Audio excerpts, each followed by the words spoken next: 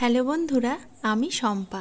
আমার এই ছোট্ট চ্যানেলে তোমাদের সবাইকে জানাই অনেক অনেক শুভেচ্ছা আর ভালোবাসা। আজ জানো তো মিমি বাড়িতেই থাকবে, তো যত কাজই থাক আমার কোনো অসুবিধা হবে না। মিমি বাড়িতে থাকলে না আমার নিজেকে ভীষণ রকম হালকা লাগে। কাল দুপুরেই যে রাতের রান্নাটা খানিকটা কম করে রেখেছিলাম সেটা তো তোমাদের দেখিয়েই দিয়েছিলাম। তবে ভেবেছিলাম রাতে একটু লুচি পরোটা এগুলো করে নেব। রাতে একদমই আর ইচ্ছা করছিল না জানো না রান্না করতে, তাই না আর কিচ্ছু করিনি, শুধু গরম গরম রুটির সাথে ঘুগনিটাই খেয়ে নিলাম। তারপর সকালে উঠে প্রতিদিনকার মতো কাজে লেগে পড়েছি। আমার কিছু কাজ সেরে বসে পড়েছি মিমির কাছে। আর আমার সাথে সাথে দেখেছো হৃদবাবুও কিন্তু বসে পড়েছে তার দিদির পাশে। আর আজ হৃদবাবুকে একদমই দিদির থেকে আলাদা করা যাবে না। গুড মর্নিং, চলো আরো একটা দিন শুরু করা যাক।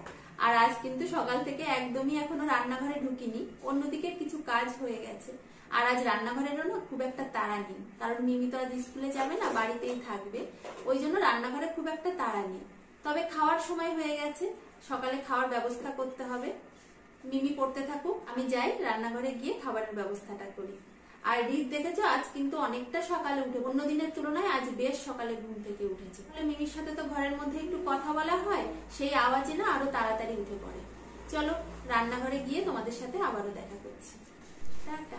মিমি কিন্তু বেশ সুন্দরভাবে রিতকে সামলে নেয়। প্রথম প্রথম জানো তো খুব ভয় লাগতো মিমির কাছে রিতকে ছেড়ে যেতে, ভাবতাম কোলে নিতে পারবে কিনা, সামলাতে পারবে কিনা। তবে এখন আর একটুও ভয় লাগে না, একদম সাহস নিয়েই ওর কাছে ছেড়ে যেতে পারি। ও বেশ সুন্দরভাবে কিন্তু ভাইকে সামলায়। দেখলে তো আমাকে নিতেই দিল না, ভাই নাকি তার পাশেই থাকবে। একদম কোনো সময় জানো তো ওকে ওর কাছ থেকে নিতে দেবে না। এমন করলে তো হয় না, ও তো বাচ্চা, ওর পড়াশোনার প্রতি মনটা একটু কম হয়ে যায়। তবে কিছু করার নেই, একই ঘরের মধ্যে দুজনে এভাবে থাকতেই আনন্দ পায়। মিমি কিন্তু রুটি দিয়ে ঘুগনি খেয়ে আবার পড়তে চলে গেল, আর আমি এই যে নিয়ে বসছি আমার খাবারটা। কালকের থেকে ইচ্ছা ছিল জানো তো মুড়ি দিয়ে এই ঘুগনিটা খাবো, তবে রাতে আর সেটা হয়নি। গরম গরম রুটির সাথে ঘুগনিটা খেয়েছিলাম। সকালে আর একদমই মিস করিনি, একদম বসে পড়েছি ঘুগনির সাথে মুড়ি নিয়ে। তোমাদের কার কার মুড়ির সাথে ঘুগনিটা বেশি ভালো লাগে আমাকে কিন্তু অবশ্যই কমেন্ট করে জানিও।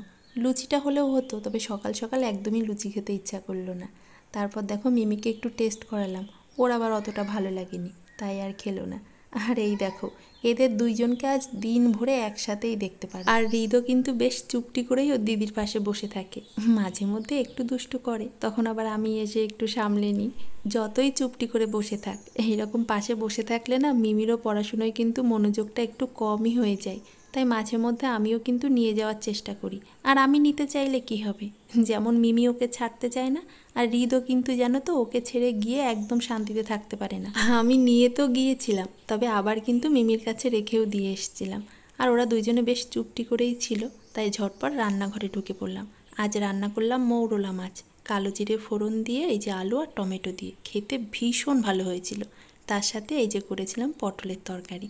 তারপর তো রিতকে চান করিয়ে ঘুম পাড়িয়ে দিয়েছিলাম।